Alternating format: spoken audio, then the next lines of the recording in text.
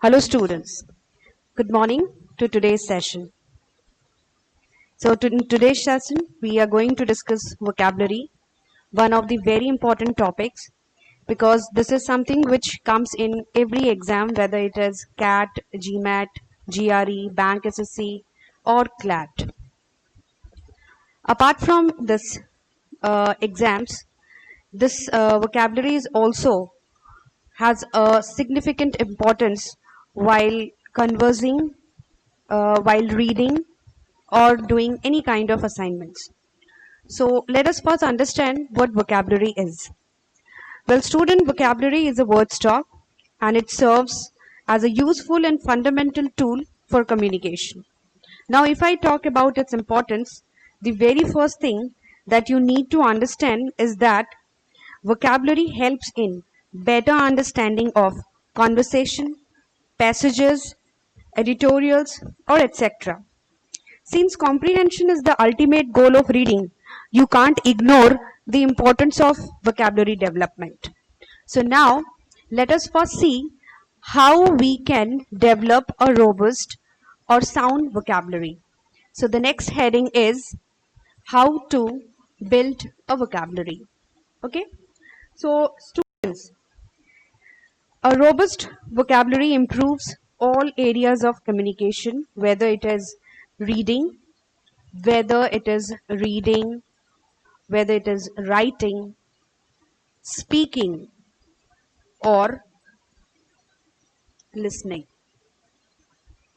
Okay. So today we are going to learn methods to improve your vocabulary. So we will have a few points that will help you in building your vocabulary. So let's see the points one by one. The very first point is using new words. We should use a new word every day into our conversation and try to use those new words in your writing, in your assignment, so that you can repeat the word to yourself. And also try to write down those words in a separate notebook and make your word list. That will help you in remembering the words, as well as it will help you in better understanding of the words in different conversation, in different ideas, right? So the very first thing that you need to do is to learn new words every day. The second point is learn roots of the word. Yes, of course, this is another important point to build vocabulary. Well, student, as you all know that English language typically has words which has origin either from Latin or from Greek language. So basically, if we remember the roots, it will be easier for us to comprehend the meaning of that particular word which has that same root. So learning root is another aspect that will help you in building your vocabulary. Fine. Now, let's move to the third point. Using thesaurus. Yes, of course, you need to be very handy with this thesaurus because this will help you in finding synonyms and antonym of that particular word which you are learning throughout the day. Okay, so keep your thesaurus with you whenever you feel that you need that. Try to find out the meaning, you can use it properly. Okay, so next, fourth point is diversify your reading list, and this is one of the very important things. Diversifying your reading is very important.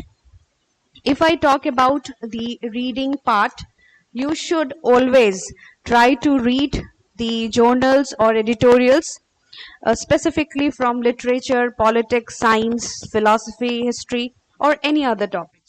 If you tend to read the same sort of books every time, you may not be exposing yourself to a wide range of vocabulary. So it is important to diversify your reading list. Try to read books from science, philosophy, politics, or anything which you like. Okay. Fifth point is using mnemonics. So basically, mnemonics is memory trick. It is basically a memory trick. So this can be anything This is a kind of word collaboration, and this can be anything which just help you in remembering the particular meaning of that particular word, right? And the sixth point is making word tree to remember root words. Yes, of course, this is going to help you a lot, because once you become familiar with a certain kind of root, that particular root has different words with the same form, and that all form is associated with same root. So it will be helpful to you that you can easily comprehend the meaning with the same root form. Okay, so try to make a root tree, word tree, to remember the root words. Fine.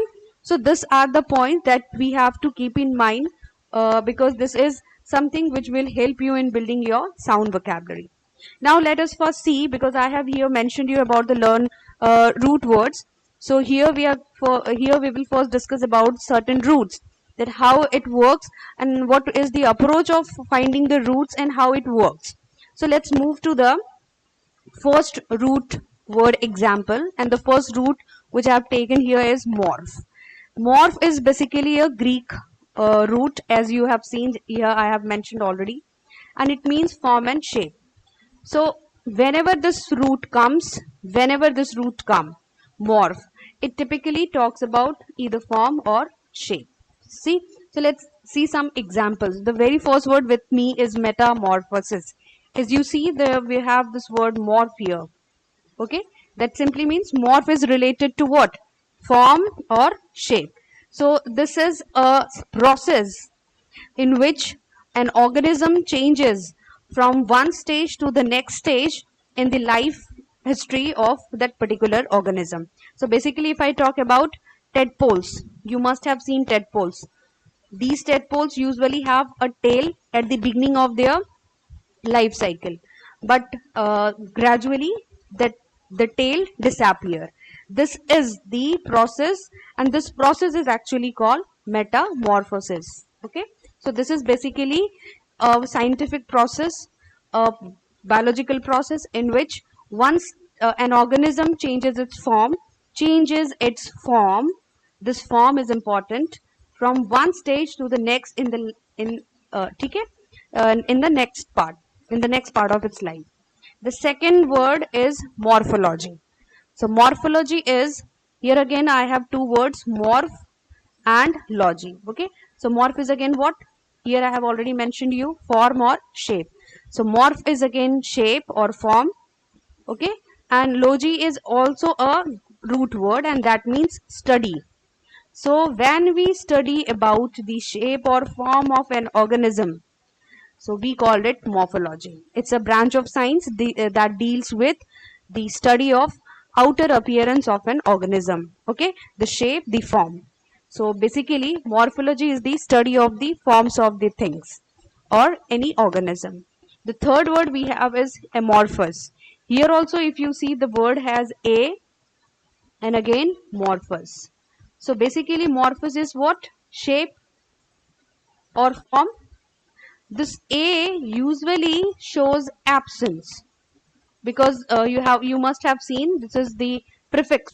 This prefix usually has the meaning of it shows the meaning of absent.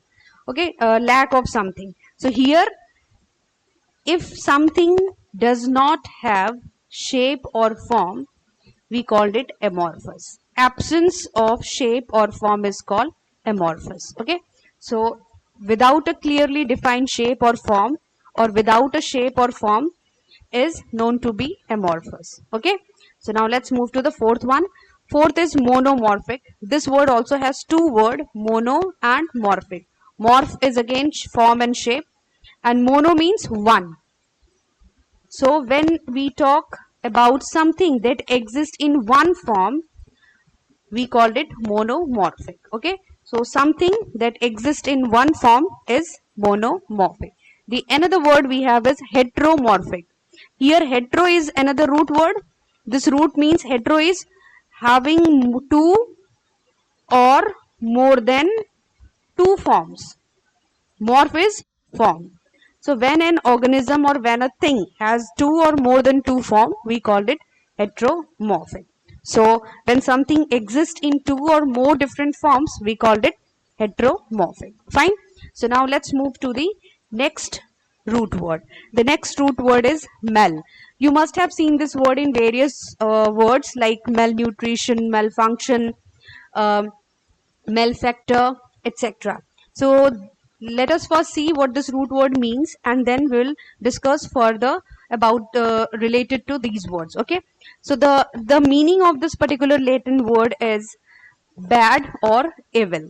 Usually this word whenever comes with a word, this root whenever come with a word, it always means something related to bad or evil. Okay. So now let's see some examples. As I have mentioned you about malnutrition, here I have this word malnutrition. This again has two words. The first is mal and the second is nutrition. Nutrition, you all know. Mal is again what? Bad.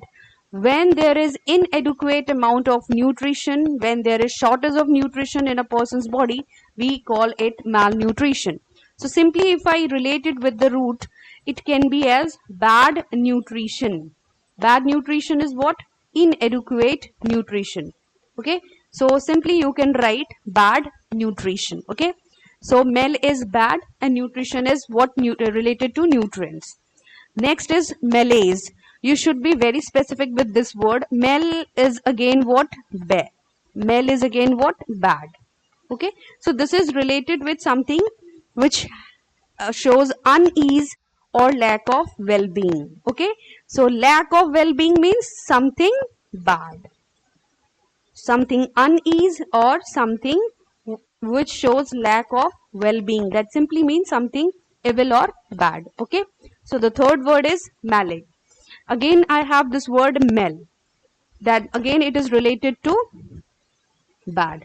Malignant tumor, malignant tumor, these are the common words which you have heard in scientific terms. Okay. So when we talk about malignant, that simply means bad, means the tumor which affect an organ severely, we call it malignant tumor. Okay. So here malignant always means something which is related to bad. Typically it means harmful. Typically it means harmful, which is not advantageous. Okay. So malic typically means harmful. The fourth word we have is malefied. So this again has this word mal, means related to bad. Fied is for faith. So when we have bad faith on something, we call it bala fight. So typically in bad faith or with intent to deceive, when you have something uh, which shows deceiving something or to blame someone, to criticize, to censor someone, we call it malified. Okay. So the next word is malady. Again I have this word mal related to bad. Okay. Typically this word bad here means disease. Malady is what? Disease. So and disease of course is a bad thing. So where malady is particularly a bad disease, right? Now let's move to the next root of the slide. The next root is Benny. Just I have now mentioned you about Mel, which means bad. Now here I have this root Benny, which means good. So whenever we have this root Benny, the words related with Benny will always have a meaning of good, something related to gracious or good. Now let's look at the words. Okay, here I have already mentioned you that it is a Latin word. It's a Latin root form and it means well or good. Okay, so the very first word we have with us is beneficial. As you can see, this is a very common word. Beneficial is Beni is what I have just mentioned you, something good. So something good is actually beneficial. Advantageous is beneficial. Okay, so something useful or advantageous is beneficial. The second word we have is benediction. Here also if you see we have this word beni. Again what? Good. Diction has a word root dicker which means say, to say. So when we say some good words, when we bless someone, okay, when we pray for someone, so these are the good words. So when we use blessing or prayer, we call it benediction. Okay, means uttering words which has good intention or good words are called benediction. So typically it's a blessing or prayer. The third word which we have is benevolent. Here also you can see bene is again what? Good. Evolent means one who has evolved from something good. So one who has evolved from something good is always a good person, a kind hearted person. Or you can also write gracious. Someone who is gracious or kind hearted is benevolent. Okay, so kind hearted or gracious. Now next word is benison. So benison, here also you can see Beni is again related to good. This is typically the same thing which I have mentioned you in benediction. Benediction or benediction carries the same meaning. Benison is also what? Saying good words. That again means blessing or prayer. Okay, blessing or prayer. Fine. So these were the words that we have discussed here. In the next session, we will talk about mnemonics, which is again an important aspect to learn vocabulary. As I have mentioned you before, that mnemonics is basically a memory trick. Okay, so we will meet soon after this session in our next session of vocabulary in vocabulary part 2. Thank you.